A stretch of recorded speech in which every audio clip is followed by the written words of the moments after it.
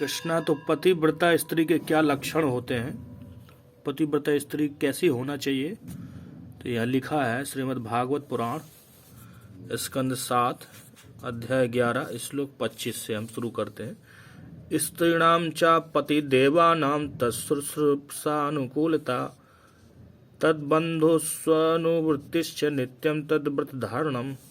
तो स्त्रियों के लिए क्या लिखा है? पति की सेवा करना, अपने पति के अनुकूल रहना, पति के कभी प्रतिकूल नहीं होना चाहिए, पति से कभी झगड़ा नहीं करना चाहिए, पति की आज्ञाकारी रहना चाहिए, पति के संबंधियों तथा मित्रों के प्रति भी समान रूप से अनुकूल रहना।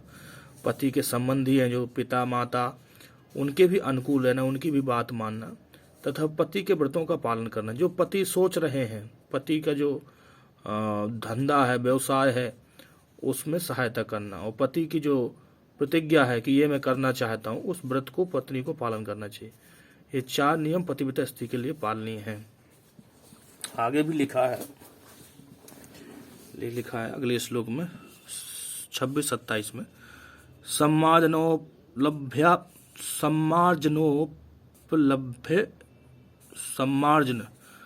उपलभ्य पाभ्याम ग्रहमंडन वर्तने स्वयं च मनिता नित्यम परिमृष्ट परिच्छदा कामिर्चोर्चे साध्वी प्रसयेण दमीन चा वाक्य सत्य प्रिय प्रेमणाम काले काले भजित पति। और लिखा है पतिव्रता नारी के लिए क्या कर्तव्य है। पतिव्रता साध्वी स्त्री को चाहिए कि अपने पति की प्रसन्नता के लिए स्वयं को अच्छे अच्छे वस्त्रों से सजाए। पति की प्रसन्नता के लिए पत्नी को अपने शरीर को अच्छे अच्छे वस्त्रों से सजाना चाहिए और स्वर्णाभूषणों से अलंकृत हो, सदैव स्वच्छ तथा आकर्षक वस्त्र पहने, अपना घर बुहारे तथा उसे पानी तथा अन्य तरल पदार्थों से स्वच्छ बनाए, जिससे सारा घर सदा शुद्ध तथा स्वच्छ रहे। तो घर की साफ सफाई करना ये पतिव्रता पत्नी का कर्तव्य लक्षण है। उसे गृहस्थी की सामग्री एकत्र करनी चाहिए और घर को अगरू तथा पुष्पों से सुगंधित रखना चाहिए। उसे अपने पति की इच्छा पूरी करने के लिए तैयार रहना चाहिए। साध्वी स्त्री को विनीत तथा सत्यनिष्ठ रहकर अपने इंद्रियों पर संयम रखकर तथा मधुर वचन बोलकर काल तथा परिस्थिति के अनुसार अपने पति को प्रेमपूर्ण सेवा में लगे रहना चाहिए। तो समय काल परिस्थिति के अनुसार पति को प्रसन्न करने में पत्नी को लगे रहना चाहिए। इस पतिव्रता स्त्री के लक्षण है। और लिखा है संतुष्ट लोलुप्त दक्ष धर्मज्ञा प्रिय सत्यवाग अप्रमत्ता शुचि संदिग्धा पतिम तो अपतितम भजेत। और आगे लिखा है पतिव्रता स्त्री का कर्तव्य, साध्वी स्त्री को लालची नहीं होना चाहिए, अपितु तो सभी परिस्थितियों में संतुष्ट रहना चाहिए। उसे गृहस्थी के काम काज में अत्यंत पटु होना चाहिए और धार्मिक नियमों में पूर्णतः अवगत होना चाहिए। उसे मधुर तथा सत्य भाषणी होना चाहिए। उसे अत्यंत सतर्क तथा सदैव शुद्ध एवं पवित्र रहना चाहिए। इस प्रकार एक साध्वी स्त्री को उस पति की प्रेम पूर्वक सेवा करनी चाहिए जो पतित न हो। तो ऐसे पति की सेवा करना चाहिए जो पतित न हो। पतित मतलब जो 4 अधर्म के काम करता है, ऐसे पति को सेवा नहीं करना चाहिए पत्नी को। क्या प्रभुपाद जी लिख रहे तात्पर्य में कि पति वह है जो 4 प्रकार के पाप कर्म करता है।